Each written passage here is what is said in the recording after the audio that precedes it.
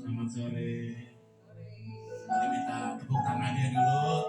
Kemuliaan Tuhan.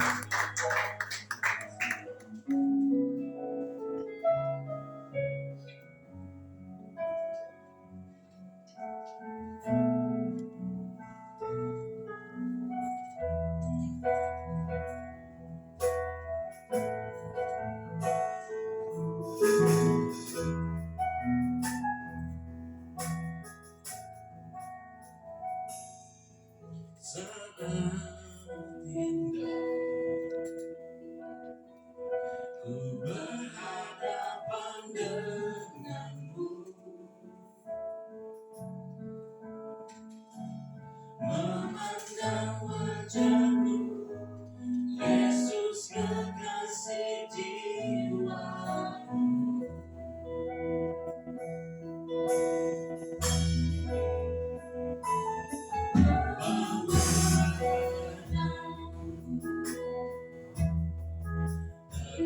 Dalam pelukanmu,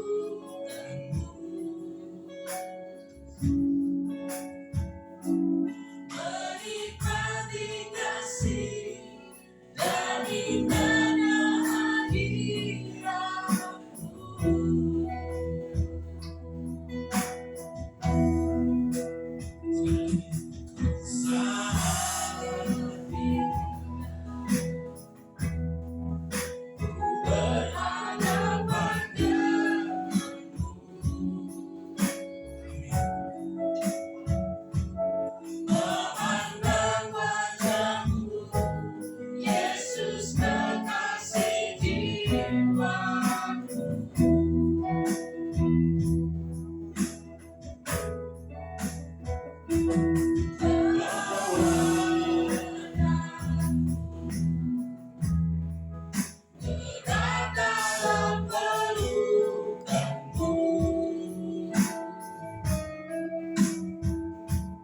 Menikmati kasih dan indahnya hadiratmu.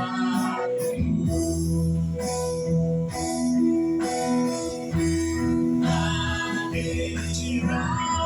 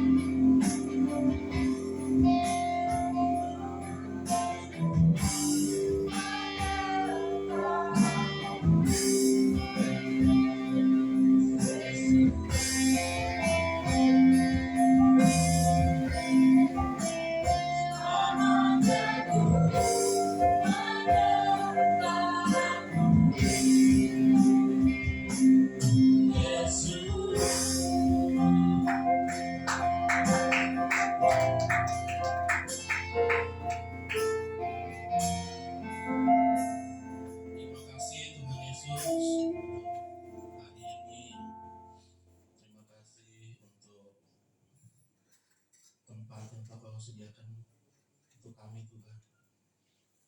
Sebentar lagi kami juga akan melanjutkan memuliakan nama-Mu Tuhan. Kiranya Engkau memberkati dan menyertai kami Tuhan di tempat ini. Dari awal pertengahan hingga akhir ibadah ini Kau selalu menyertai kami semua. Kami akan akhiri doa ini Tuhan, seperti Tuhan yang telah mengajak kami untuk berdoa. Bapa kami ada di dalam surga, dikuduskanlah nama-Mu, datanglah kerajaan-Mu, jadilah kehendak-Mu di bumi seperti di surga. Berikanlah kami pada hari ini makanan kami yang secukupnya, dan ampunilah kami akan kesalahan kami, seperti kami juga mengampuni orang yang bersalah pada kami. Dan janganlah bawa kami dalam pencobaan, tetapi lepaskanlah kami daripada yang jahat. Karena Engkau lah pada kerajaan dan kuasa dan kemuliaan sampai selama-lamanya. Amin. Yuk saya undang jemaat untuk bangkit berdiri. Tepuk tangan dulu.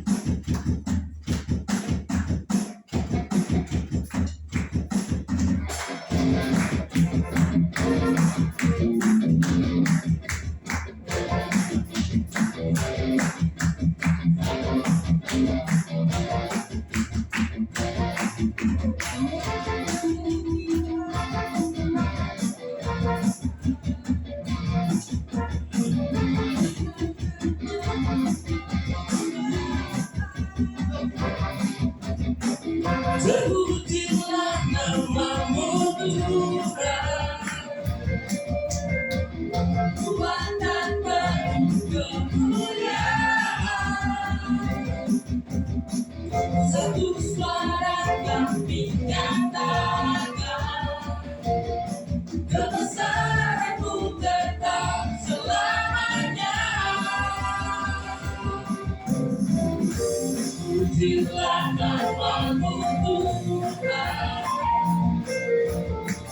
hanya dan penuh keagungan. Satu hati kami nyatakan, kerajaan-Mu kekal selamanya. Engkau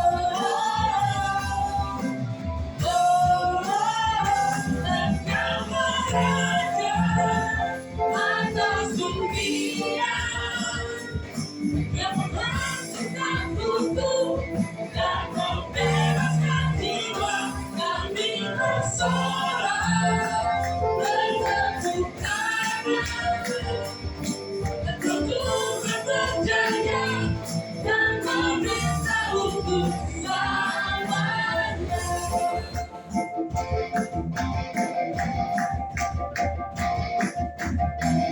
Terpujilah nama-Mu Tuhan, kuat dan penuh kemuliaan. Satu suara kami nyatakan, kebesaran-Mu tetap selamanya.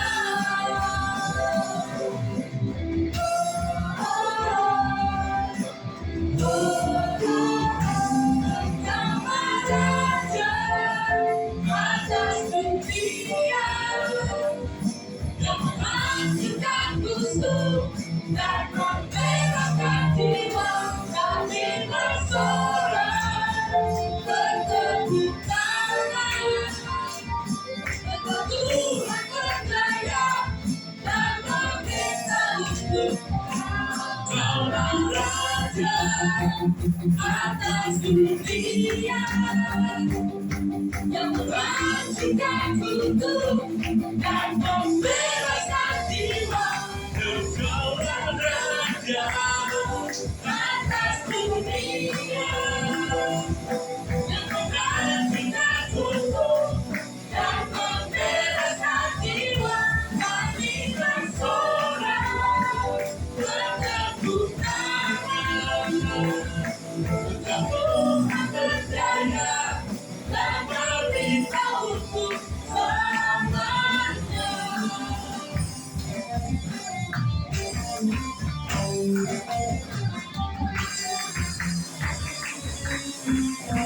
Amin.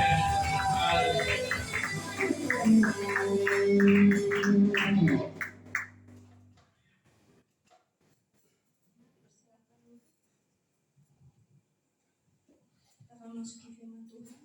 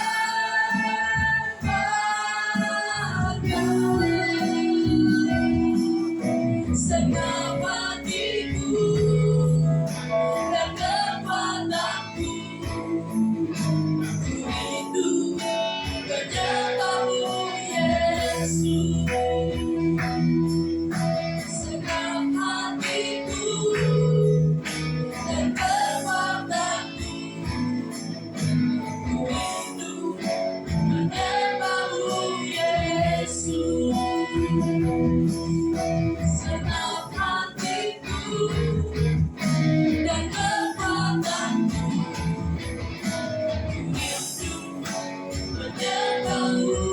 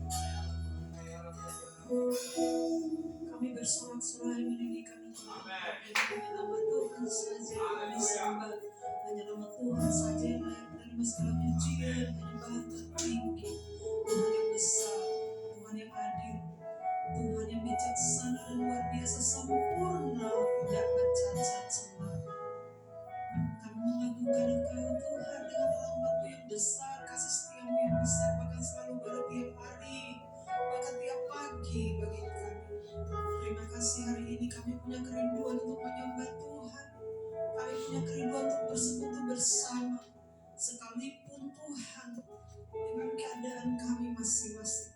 Tapi kami percaya ini hati kami, ini penyembahan kami, ini dupa kami angkat, kami naikkan sebagai persembahan yang membawa harum di hadapan Tuhan. Terima kasih Tuhan. Untuk bungkus firman Tuhan dengan darah domba hamba yang menyampaikan Tuhan tutup bungkus. Dan kami semua Tuhan tutup bungkus sehingga benih yang bermutu ini Tuhan bisa berbuah lebat dalam hidup kami. Terpujilah nama-Mu Bapa di surga. Terima kasih untuk praise worship yang luar biasa Tuhan yang sudah menjamah kami. Terpujilah Engkau. Haleluya. Amin. Silakan duduk kembali. Haleluya. Shalom saudara semua. Apa kabar semua hari ini? Ada yang sakit? Semua luar biasa ya. Ada yang gak masuk. Seberapa kita di tempat ini, saya percaya Tuhan tetap hadir. Firman Tuhan bilang 1-2 orang berkumpul di situ ada Yesus. Saudara, ada beberapa istilah sejak saudara dan saya lahir. Kita bermasyarakat, kita bertemu dengan banyak orang. Ada yang mengatakan seperti ini. Dari mana datangnya cinta? Dari mata? Turun ke hati. Cepet banget. Biasalah. Ada juga yang berkata seperti ini. Kenapa? Ada yang bertanya seperti ini. Kenapa sih kepala itu keluar duluan daripada kaki atau tangan atau pinggul gitu atau bokong gitu ya? Kenapa sih harus kepala? Setelah saya mencerna ini ternyata jawabannya sederhana, saudara. Jawabannya begini. Karena maksud dari kita lahir duluan kepala yang keluar. Ternyata ada pesan di situ, pesan rohani di situ, saudara. Bahwa setiap ketika kita lahir, setiap kita dipersiapkan dengan rancangan yang baik, dan dalam rancangan itu ada sebuah tindakan yang harus saudara dan saya lakukan, yaitu berpikir dulu sebelum bertindak. Karena kepala yang lahir duluan, berarti berpikir dulu sebelum bertindak. Siapa di sini yang kakinya keluar duluan? Berarti tukang jalan-jalan. Ya tak? Kalau tangan yang lahir duluan, ya kita pikir positif aja. Kaki, ada lagu sekolah minggu bilang kalau kaki berjalan lahir keluar duluan berarti pergi mencari jiwa.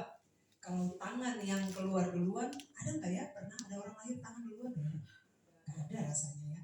Tapi kalau tangan yang lahir duluan berarti tangan itu memuji-muji Tuhan. Dapat saya bilang maling. Nah, terus ada lagi saudara yang bilang bahwa mengapa Tuhan menciptakan satu mulut dua telinga? Ada yang menerjemahkan supaya sedikit banyak mendengar, sedikit berbicara. Tapi saudara memang itu fakta. Ada di firman Tuhan juga itu. Bahwa harus kita banyak mendengar daripada berbicara. Karena kalau banyak berbicara seperti air yang mengalir. Seperti keran. Ya. Saya tertarik sekali dengan beberapa hal yang saya renungkan dalam 1 minggu ini, saudara. Kalau saya bilang bulan Februari kita punya topik itu menyangkut dengan tubuh ya, menyangkut dengan organ tubuh, bukan organ tubuh, bukan organ tubuh, iya indra.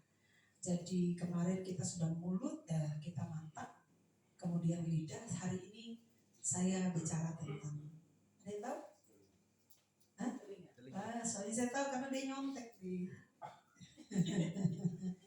Hari ini kita bicara tentang telinga.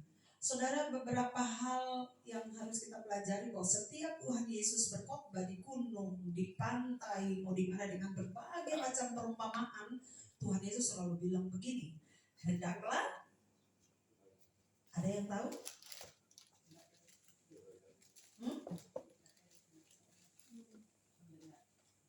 Ulang.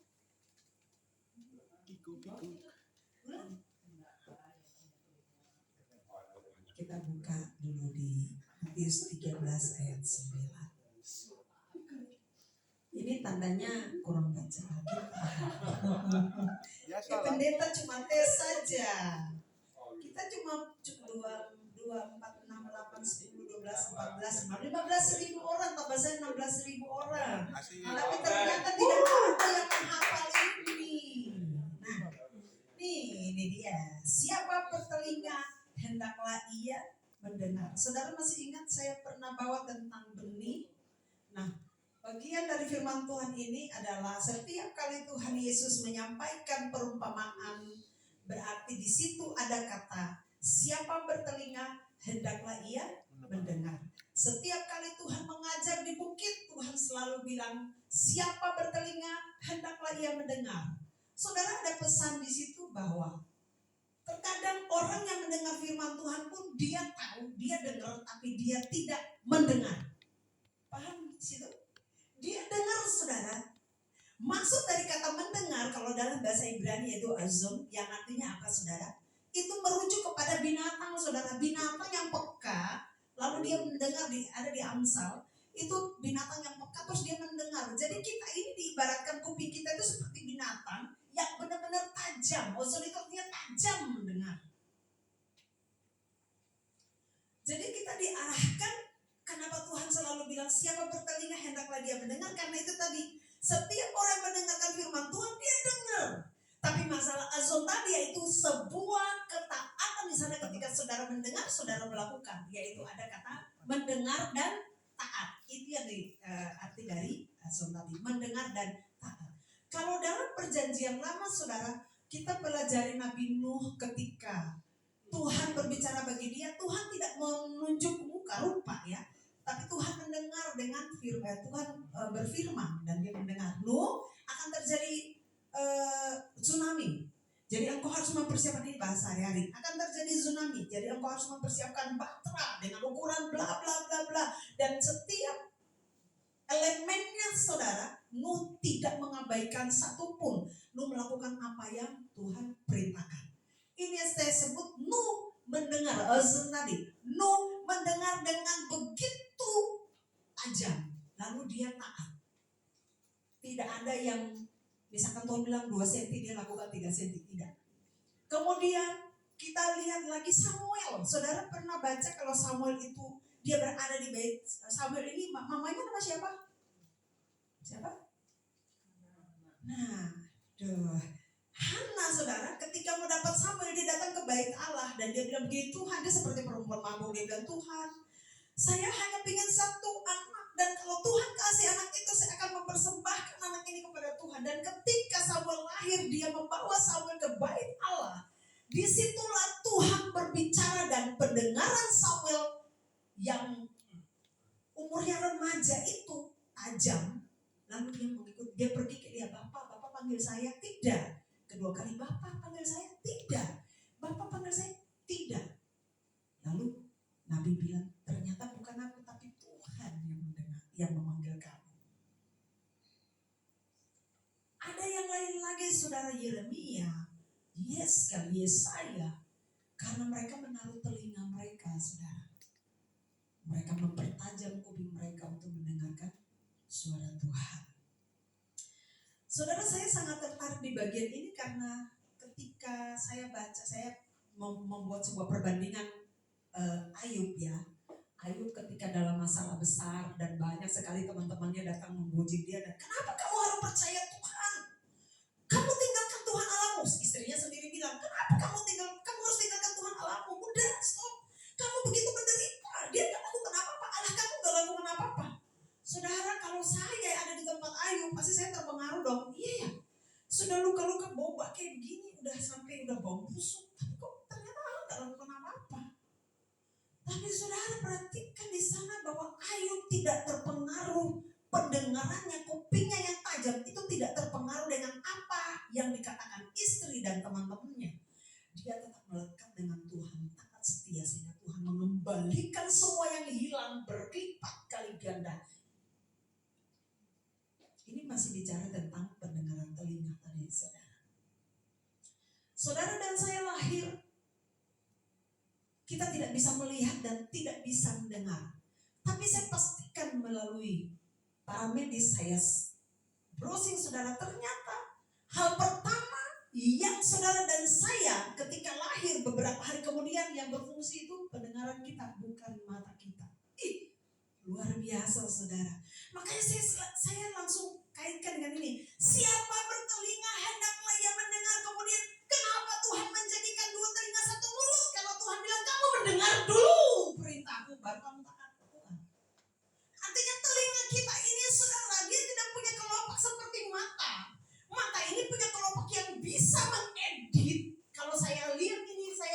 nggak bagus. Kemudian saya bisa menoleh lagi melihat hal yang lain. Tapi kuping ketika kita mendengar, kita tidak bisa menutupnya karena tetap akan masuk. Dia tidak punya kelopak, namanya daun telinga. Dia akan masuk dan kita tidak bisa memfilter. Yang memfilter itu adalah pikiran kita. Makanya saudara, saya bilang telinga itu sangat berfungsi luar biasa.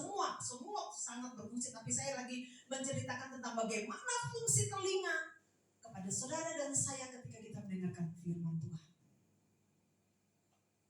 Dan bukan saja kita mendengar, tapi ada sebuah ketaatan di sana. Karena apa? Siapa bertelinga, hendaklah ia mendengar. Kalau saudara baca ini kayak metafora, kalau kita baca secara harafiah itu seperti siapa bertelinga, hendaklah ia mendengar. Saya punya telinga, saya dengar. Selesai. Betul? Selesai. Tapi sebenarnya bahasa aslinya adalah siapa bertelinga hendaklah ia mendengar, bahwa asumsi Yesus saat itu, kamu memang punya telinga, hai Farisi, hai Saduki, tapi belum tentu kamu taat di dalamnya. Nah, maksud firman Tuhan ini, saudara dan saya punya telinga, mari sama-sama. Ketika benih yang bermutu ini masuk ke saudara dan saya, kita taat melakukannya. Itu bahasa Ibrani. Maksud dari firman Tuhan ini.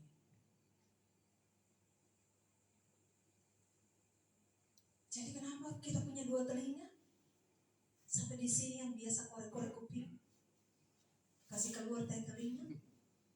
Iya, saudara dan saya harus rawat dong. Itu bernilai. Kalau sebelah nggak dengar, sebelah cuma dengar, saudara bisa pastikan 100% firman masuk, 50 yang saudara dengar. Ada kata istilahnya lagi. Kalau ini yang negatif ya.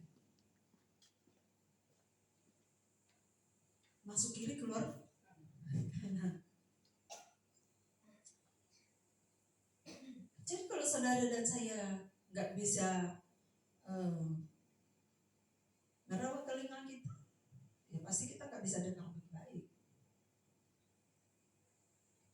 Sekali lagi, semua tubuh, semua indera kita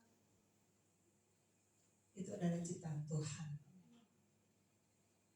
Dan tujuan Tuhan menciptakan semua indera kita, bahkan seluruh tubuh kita, dia punya fungsi masing-masing. Dan fungsi telinga adalah mendengar firman Tuhan, mendengar hal-hal yang baik saja, mendengar kata-kata yang positif saja.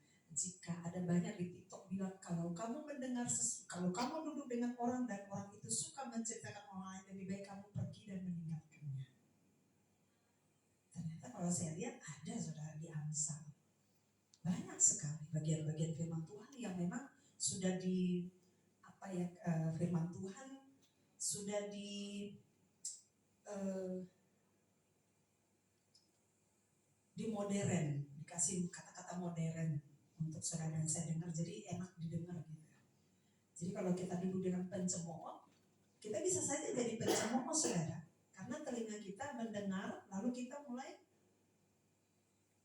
menyambung. Nah, tapi ternyata firman Tuhan ini mengajarkan saudara dan saya untuk mendengar hal-hal yang baik saja. Yang baik itu apa ya? Iman timbul karena pendengaran akan firman Tuhan. Jadi tidak ada yang sempurna, tidak ada yang enak, tidak ada yang mudah. Ketika saudara dan saya mengambil sebuah sikap untuk mendengarkan firman Tuhan dan kemudian taat, itu butuh sebuah perjuangan. Tapi kita memang harus bisa. Saya percaya saudara saya pasti bisa. Pasti bisa. Efek dari saudara dan saya mendengar dan kemudian taat adalah ketika saudara bertemu dengan orang, saudara akan bersinar, saudara akan berbeda. Tadi saya masuk, ada masuk dari sana, duduk ada dengan seseorang, saya lihat ada sebuah perbedaan dalam roh ya. Kemudian saya masuk sampai di sini, saya juga merasa sesuatu yang berbeda. Itu bertanda bahwa saya imani bahwa saudara dan saya berusaha untuk hidup dalam kekudusan. Setuju? Sampaikan tangan dulu yang setuju.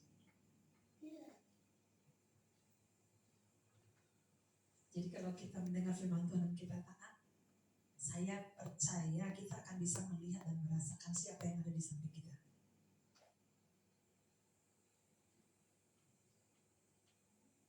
Kita akan bisa melihat siapa yang layak berteman dengan kita. Kita akan bisa memfilter orang-orang yang jahat di sekitar kita.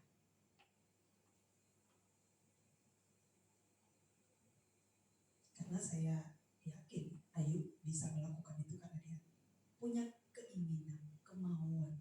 Kalau saudara mendengar saya tapi tidak ada tindakan, berarti tidak punya keinginan untuk taat.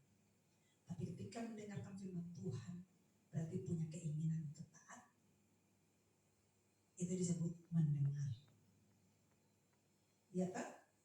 Itu disebut mendengar. Jadi kalau saudara mendengar tapi saudara tidak melakukan, berarti saudara tidak mendengar.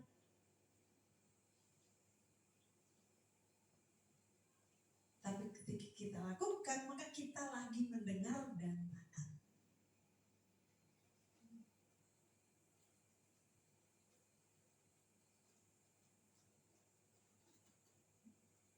Kita buka Markus 4 ayat 1.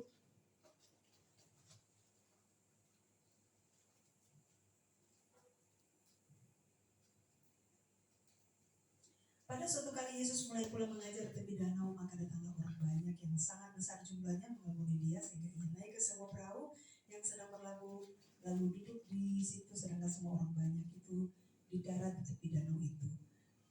Next.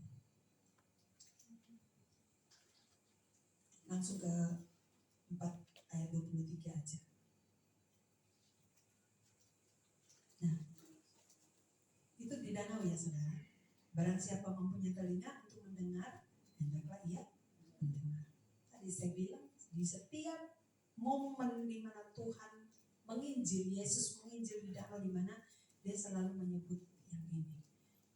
Itu pertanda bahwa begitu pentingnya pendengaran saudara dan saya untuk menangkap firman Tuhan dan taat untuk melakukannya.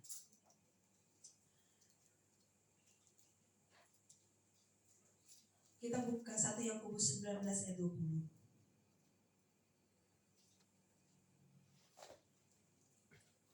1 Yakobus 19 ayat 20.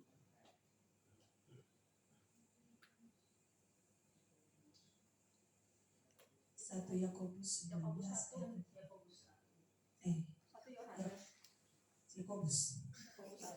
Yakobus 1 ayat 19 dan 20.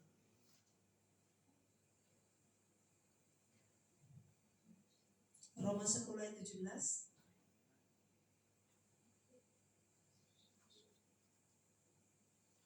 Roma ada? Kiranya ngumpet Romanya.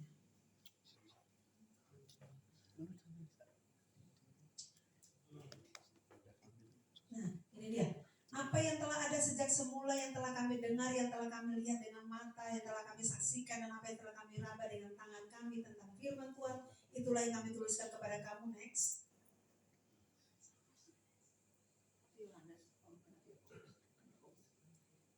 Next.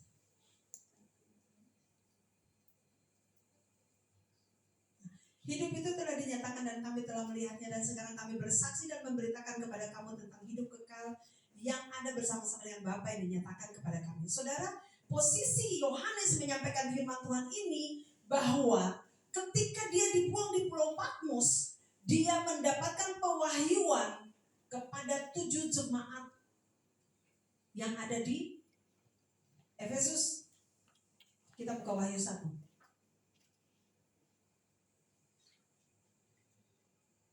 Inilah wahyu Kristus, ini dari Yohanes ya. Inilah wahyu yang tadi itu dia menulis, kemudian datang firman Tuhan. Inilah wahyu Yesus Kristus yang dikaruniakan Allah kepadanya supaya ditujukan kepada hamba-hambanya apa yang harus segera terjadi, dan oleh malaikatnya yang diutusnya ia menyatakan kepada hambanya Yohanes. Next. Yohanes telah bersaksi tentang firman Allah dan tentang kesaksian yang diberitakan oleh Yesus Kristus, yaitu segala sesuatu yang telah dilihatnya, didengarnya kepada 7 jemaat yang ada di Efesus, yang ada di Filipi, dan yang ada di Smyrna. Bahkan akhir dari Yang Tuhan sampaikan ke dia, ada kata itu. Siapa yang bertelinga, hendaklah ia mendengar.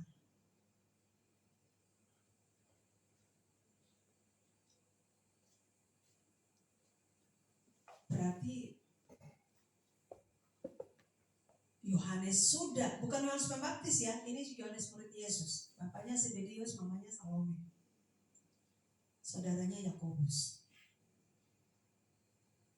Semua nabi-nabi, semua orang-orang yang terdahulu sudah Tuhan pakai untuk menyatakan kemuliaan Tuhan. Sekarang saatnya saudara dan saya, telinga kita ini berfungsi, ozonnya kita ini harus berfungsi secara tajam dan kita taat. Pesan apa yang Tuhan mau sampaikan hari ini buat saudara dan saya? Banyak-banyak mendengar firman Tuhan. Banyak-banyak memfungsikan telinga, bukan untuk mendengarkan sesuatu yang tidak baik, tetapi segala perkara yang baik yang membangun roh, membangun jiwa kita sehingga kita tidak sakit. Ada banyak orang yang rohani, saudara. Ada banyak WL singers, ada banyak pengkhotbah. Kelihatan rohani tapi ternyata tidak, saudara. Ada kecerobohan, ada lubang-lubang yang kalau saudara tadi saya bilang kalau kita peka kita bisa melihat itu, saudara. Bukan berarti saya bilang saya dan saudara hebat, tidak. Tapi terkadang Tuhan izinkan kita untuk melihat supaya kita belajar untuk taat sama Tuhan. Yang kita dengar itu yang harus kita lakukan. Siapa yang bertelinga hendaklah ia mendengar. Saudara ada di mana saja saudara hafal. Kalau kemarin lidahnya diapain Pak Rio? Kalau nggak bisa untuk menekan, nggak bisa untuk berbicara atau pengen marah, lidahnya diapain? Nah, digituin, gitu katanya. Jadi biar nggak marah, neken. Sekarang kalau kupingnya itu nggak bisa dengar-dengaran, bilang untuk diri sendiri, jika aku punya telinga hendaklah aku mendengar. Kalau aku tidak mendengar berarti aku tidak punya telinga. Katakanlah telinga tidak dengar-dengaran, telinganya nakal, ya tak? Telinganya jahat. Bagian firman Tuhan lain Matius bilang kalau tangan matamu menyesatkan kamu untuk berzina maka cungkil. Kalau tanganmu menyesatkan kamu untuk mencuri maka potong. Ya. Jadi kalau telinga tidak dengar-dengaran harus apa saudara? Kalau dulu saya sekolah minggu dibilangin panasin besi. Kalau hati-hati. Jadi kita tuh ditakut-takuti sama ibu sekolah minggu. Kamu jangan melawan orang tua, kayak gitu. Jangan melawan orang tua, harus nurut orang tua. Siapa yang malas doa dan datang sekolah minggu nanti kalau sampai di surga dia mati sampai di surga, belum sampai di surga, sampai di depan tuh Tuhan di gerbang tuh ditanyain sama Tuhan malaikat, ditanyain sama malaikat, oh dibuka buku kamu ini gak dengar-dengaran sama orang tua, ini telinga gak dengar-dengaran. Malaikat panasin besi, kata gitu, panasin besi, terus besinya itu katanya jadi kita ditakutin gitu, besinya itu ditusuk di telinga, terus tembus di sini. Anak sekolah minggu siapa yang gak takut? Udah didoktrin kayak gitu. Sampai saya bertobat baru saya sadar ternyata itu bohong. Ternyata saya ditakut-takutin, tapi tidak ada yang salah saudara. Itu membuat kita supaya kita takut Tuhan. Tidak ada yang salah di situ, itu pesan. Dulu saja ketika saya masih kecil, saya harus main drama saudara. Kemudian kandang yang dibuat di sana itu dari jerami, kemudian ada kandang kecil lagi, terus ada boneka di situ, lalu ada kain selimut, ada gubuk kecil. Ketika saya sudah sekolah teologi ya saudara, saya baru tahu bahwa Tuhan itu tidak lahir di kandang. Ternyata namanya Megdal Eder. Saya bilang gila ini di sana. Akhirnya saudara saya telepon teman-teman saya semua yang pernah nih doktrin-doktrin yang sudah saya telepon. Ini saya bilang benih yang bermutu nih. Saya kasih tahu sama mereka, saya ada yang menjadi jemaat, ada yang ngurus sekolah minggu. Kamu ajarin begini. Dan itu rata-rata orang GPM. Tahu sendiri orang di GPM itu gereja Protestan Maluku. Kayak di sini bilang GPIB. Itu kalau sudah didoktrin gitu, udah itu sudah tidak boleh diganggu. Bapak Tela dia punya pendeta marah. Apalagi kamu masuk gereja kamu tepuk tangan, kamu dibilangin bidat. Kita didoktrin saudara. Dan ketika saya menyampaikan itu, beberapa kali saya berkhotbah di Ambon, saya menyampaikan tentang migdal eder. Baru semua orang di Maluku, khususnya di kota Masawi, kaget. Ternyata Tuhan Yesus itu gak lahir di kandang yang biasanya mereka main drama. Bahkan saudara, saya berkhotbah di salah satu momen ulang tahun gereja GBI saudara. Mereka sudah bikin palungan di situ dan judul saya diminta sama Pak Pendetanya, Pendeta Jimmy Somoke. Saudara tahu tentang kelahiran Yesus. Saya pas bahwa migdal eder ini semua kaget. Ternyata migdal eder itu apa? Itu sebuah menara. Mereka kaget. Wah, bukan di kandang. Tapi saudara, masalahnya bukan di situ karena masing-masing budaya berbeda-beda. Jadi ini masalah budaya.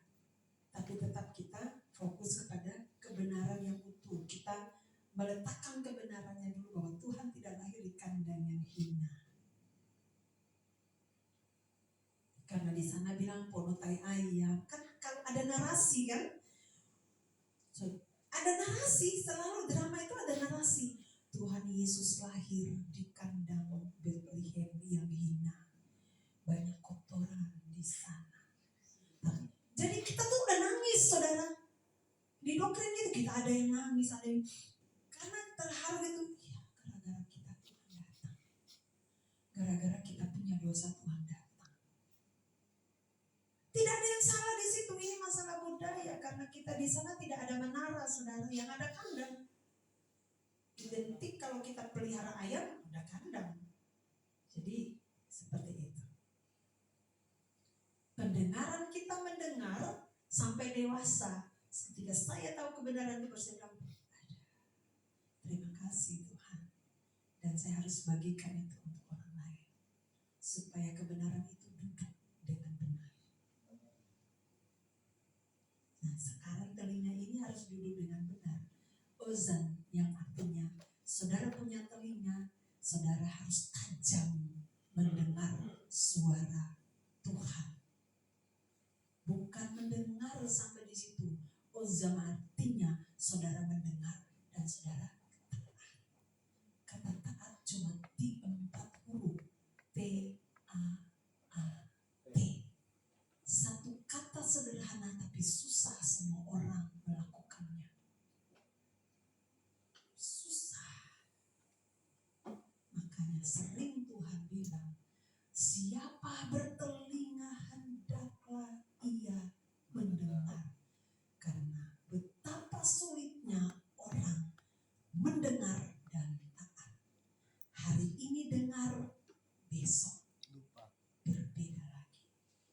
Terkadang banyak sekali hamba-hamba Tuhan berkhotbah tentang saudara takut Tuhan, apakah saudara akan terima berkat? Berkat saja. Tapi saudara, berkat itu bonus. Ini mengenai tubuh, jiwa dan roh kita yang terus bertumbuh mendengar sesuatu yang benar dan kita taat. Bukan berkat saja, tapi tentang saudara dan saya taat, berkat akan mengikuti dari belakang.